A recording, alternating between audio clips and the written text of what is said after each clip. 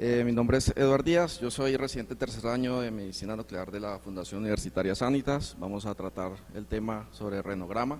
Cuando nos pidieron este espacio, hablar básicamente sobre el examen para médicos que no fueran nucleares, y la charla va a estar muy puntual. No hay ningún tipo de conflicto de interés. Quise iniciar esta charla mencionando cuál es la sustancia o la molécula ideal para analizar la filtración glomerular.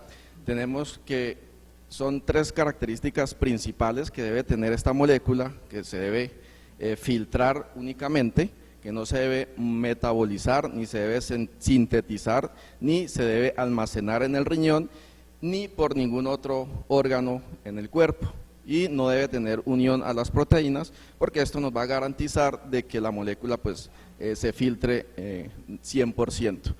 Durante mucho tiempo la inulina es la molécula que se ha usado para poder establecer o tratar de identificar la verdadera tasa de filtración glomerular. Sin embargo, es un procedimiento que exige mucha disciplina en el momento de tomar el protocolo, y se ha identificado otras moléculas que pueden facilitarnos la medición de la tasa de la filtración glomerular, como la creatinina, que es un metabolito endógeno del cuerpo, principalmente secretado por actividad muscular, y que aún es, digamos, como el caballito de batalla para medir filtración glomerular. Sin embargo, la medicina nuclear ofrece otras posibilidades, como es el DTPA. Esto es para ejemplificar que nuestra excreción urinaria va a estar dado por la filtración glomerular o por la secreción tubular. Es por eso que la molécula que se use para establecer la filtración glomerular debe filtrarse únicamente mediante no unión a las proteínas, porque si se une a proteínas va a hacer una secreción tubular para poderse eliminar. El DTPA nos ofrece esas características. Es el ácido dietiltriamino pentacético. Tiene hasta hace muchos años esta molécula se usaba en las intoxicaciones por iones metálicos. Se inyectaba en el paciente, esta atrapaba el ion metálico y lo excretaba. Gracias a esa característica que tiene esa molécula, se encontró un uso en la medicina nuclear, y fue unirlo al tecnesio 99 metaestable, que es un isótopo radioactivo en el cual nos va a producir esa misma fisiología, y con la ventaja de poderlo detectar mediante una gamma cámara y producir el renograma. Tiene baja unión a proteínas plasmáticas, menos del 5%, y esto nos garantiza que lo que estamos midiendo realmente sea una filtración glomerular. Tampoco se va a unir a glóbulos rojos. Tiene una buena distribución extracelular, y básicamente su excreción va a ser a nivel renal por la filtración glomerular. Por lo tanto, no se va ni a absorber ni a secretar a nivel tubular. Una vez se inyecta el radiofármaco, tenemos esta ventaja, que es que ya tenemos unos tiempos estandarizados, en donde a los 2 o 4 minutos se va a observar la captación cortical máxima. De 3 a 5 minutos se va a visualizar el sistema colector, y después de 4 a 5 minutos en adelante vamos a observar el radiotrazador en la vejiga. De esta manera estamos garantizando de observar una fisiología renal, y por eso la podemos medir. Además, la mitad de la dosis que se inyecta a las 2 horas ya está casi que fuera del cuerpo, y a las 24 horas el 96% lo vamos a excretar. Esta la traje porque, como decía mi compañero Juan Carlos en la primera charla, las dosis de radiación son muy mínimas. Esta es la tabla en la cual observamos dentro de los órganos cuáles son los que están más expuestos. En este caso, a pesar de que nosotros estamos analizando una fisiología renal, el órgano que está más expuesto va a ser la vejiga, y eso como reservorio.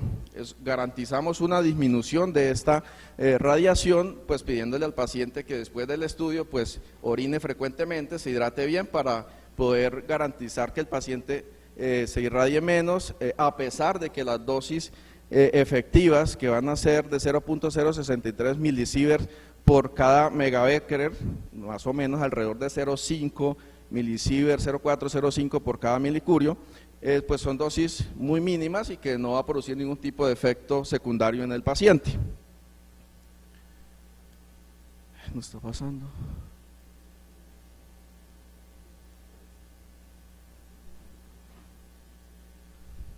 Gracias. Entonces, ¿cuáles son las indicaciones principales del renograma con DTPA?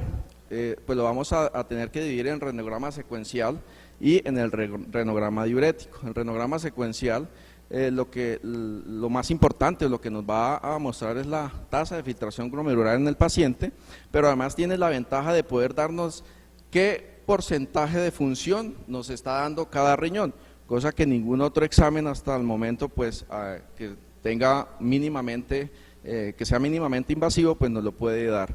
Y el renograma diurético básicamente es para tratar de dar respuesta al médico clínico si ese riñón que estamos analizando tiene una obstrucción o no tiene una obstrucción, dependiendo de los hallazgos clínicos, si el paciente pues está con una hidronefrosis sintomática o una hidronefrosis asintomática. Se puede usar desde la edad pediátrica hasta la edad adulta, dependiendo cualquier causa que nos genere una hidronefrosis. Y también nos sirve además para hacer como seguimiento a esa tasa de filtración glomerular y conocer cuál de los dos riñones es el que, si hay una disminución de la tasa de filtración glomerular, cuál de los dos riñones es el que nos está produciendo la pérdida o el déficit de función renal. No hay ninguna contraindicación hasta el momento. Las alergias que se han registrado han sido menos del 0.01%. Sí hay que tener, pues por supuesto, en cuenta dos situaciones, que es el estado de embarazo y la lactancia materna. Sin embargo, estar en embarazo no es una contraindicación absoluta, se puede evaluar el riesgo porque se ha estimado que la dosis fetal con este estudio es menor de 10 miligrays y los análisis pues nos arrojan de que básicamente para que el feto pueda tener algún tipo de lesión debe recibir dosis por encima de 50 o por encima de 100. Entonces son dosis muy bajas para el feto, sin embargo no hay obviamente estudios que se realicen por ética médica en embarazadas, pero sí se aconseja de todas maneras evaluar un riesgo-beneficio y si realmente es muy urgente realizarlo, pues se puede realizar sin ningún problema. En la lactancia materna, pues no es necesario interrumpirla absolutamente o de manera definitiva, basta solo con interrumpirla por al menos 8 o 12 horas después del examen y la mamá puede volver a lactar su bebé sin ningún problema porque este no se va a excretar a nivel de la leche. ¿Cómo se realiza el examen? Es un examen práctico, no demora más de 30 minutos en realidad, requiere una preparación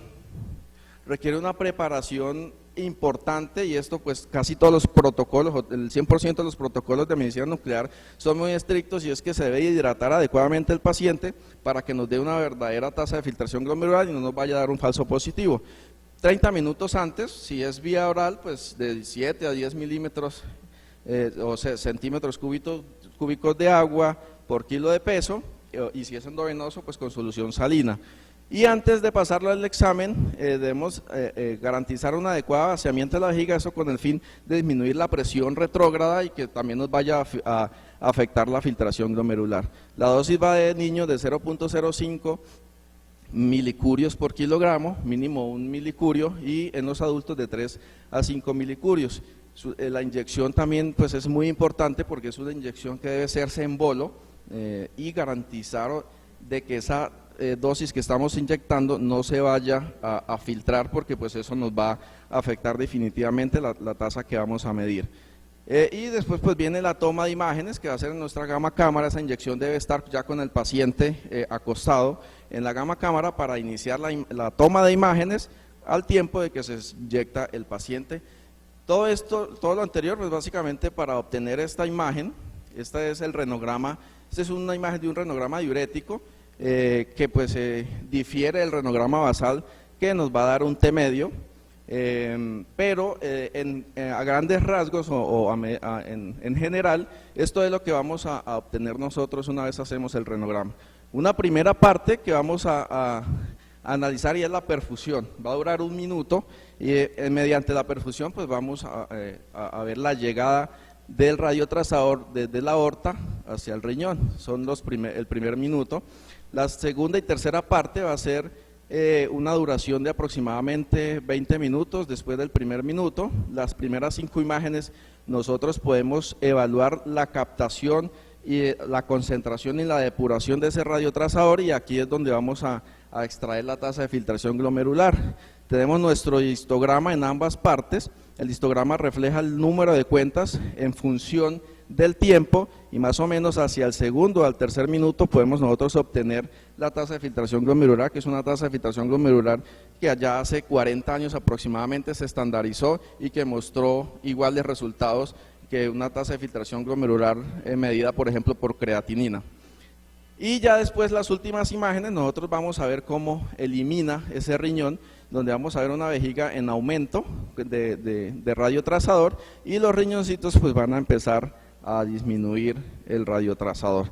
Esto en un paciente normal, pero ya en un paciente que muestre una hidronefrosis, en el cual pues se quiera descartar una obstrucción, pues podemos confirmarla, y este sería el renograma de un paciente con una obstrucción, una hidronefrosis obstructiva, en el cual tenemos una adecuada perfusión, pero en el momento de analizar la concentración y la captación, vemos este riñón izquierdo con disminución en la intensidad, con disminución en el tamaño, y a medida que va pasando el tiempo, ese riñón izquierdo va captando más radiotrazador sin verse una adecuada eliminación, mientras que el riñón derecho pues lo hace exitosamente.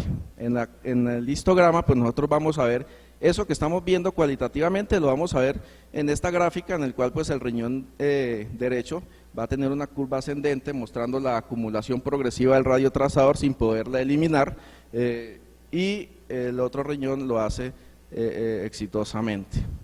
Tenemos al lado izquierdo además los análisis cuantitativos que nos corroboran los hallazgos cualitativos. Tenemos la tasa de filtración glomerular de este paciente, tenemos la captación diferencial, donde nos muestra que el riñón izquierdo tiene un 59% y el derecho 40%.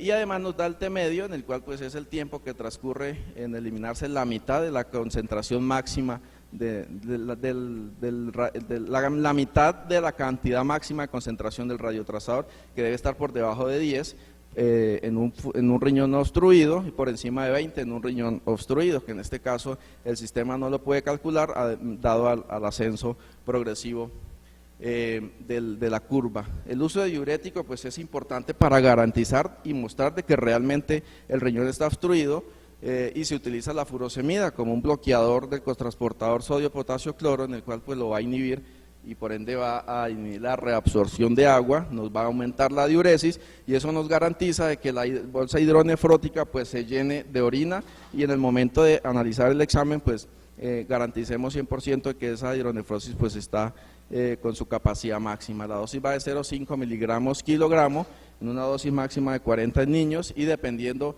la creatinina nos va a servir como un parámetro para poder calcular la dosis de la furosemida, dado a que un riñón que no funcione adecuadamente pues necesitamos más dosis para que haya una adecuada diuresis. Esta es la gráfica que nos muestra cuál es el comportamiento una vez se inyecta 40 miligramos de furosemida en un paciente que tiene un flujo urinario de entre 1 a 2 mililitros minuto, y una vez se inyecta tiene un pico máximo de acción la furosemida más o menos al minuto 5. De ahí en adelante, durante aproximadamente 15 minutos más se va a mantener ese flujo urinario de hasta 20 en un paciente bien hidratado. Por eso tenemos que garantizar de que el paciente se encuentre bien hidratado para poder garantizar un adecuado flujo urinario y de esa manera poder evaluar la hidronefrosis.